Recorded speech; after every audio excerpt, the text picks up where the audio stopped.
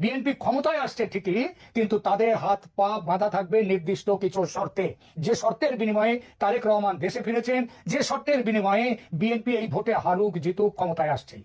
হ্যাঁ, বলে দিলাম ক্ষমতায় আসছেই। এইবার শর্তগুলো কি? সংবিধান এবং আওয়ামী লীগের সুরক্ষা দিতে হবে। আগামী 6 মাসের মধ্যে একটি অংশগ্রহণমূলক নিরপেক্ষ নির্বাচন দিতে হবে বিএনপিকে। সেখানে আওয়ামী লীগের উপর থেকে সব নিষেধাজ্ঞা তুলে নিতে হবে। শেখ হাসিনাকে দেওয়া সমস্ত সাজা রদ করতে হবে।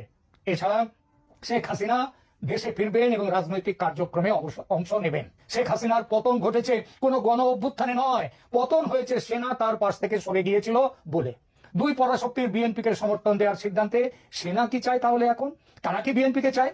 সেনাবাহিনীর ভেতরের সূত্রগুলো আজ দিশেহারা ছিল, তবে তারা শেষ অব্দি বুঝতে পারছে যে উগ্রপন্থীদের হাতে দেশকে ছেড়ে দিলে আন্তর্জাতিক নিষেধাজ্ঞায় দেশের অর্থনীতি পঙ্গু হয়ে যাবে।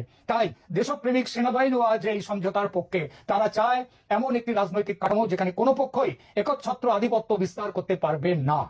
উগ্রপন্থী জামাতকে সাইড লাইনে রেখে একটি নিয়ন্ত্রিত গণতন্ত্র প্রতিষ্ঠার এই যে ছক ভারত ও আমেরিকা যৌথভাবে এঁকেছে, তা এখন চূড়ান্ত বাস্তবায়নের পথে। সেনা কি প্রকাশ্যে বলেছে তারা বিএনপিকে স্বীকার করবে? একদমই নয়। তবে কিছু কথা বলতে হয় না, বুঝে নিতে হয়।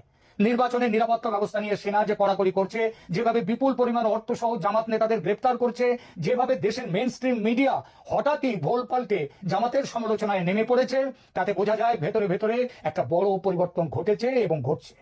আজকের এই প্রহসনের নির্বাচন হয়তো কাউকে ক্ষমতায় বসাবে, কিন্তু তা দীর্ঘস্থায়ী হবে কিনা তা নির্ভর করছে এই কঠিন শর্তগুলো পালনের উপর। কাউকে মানে বিএনপিকে ক্ষমতায় বসাবে, এই কথা তো বলেছি।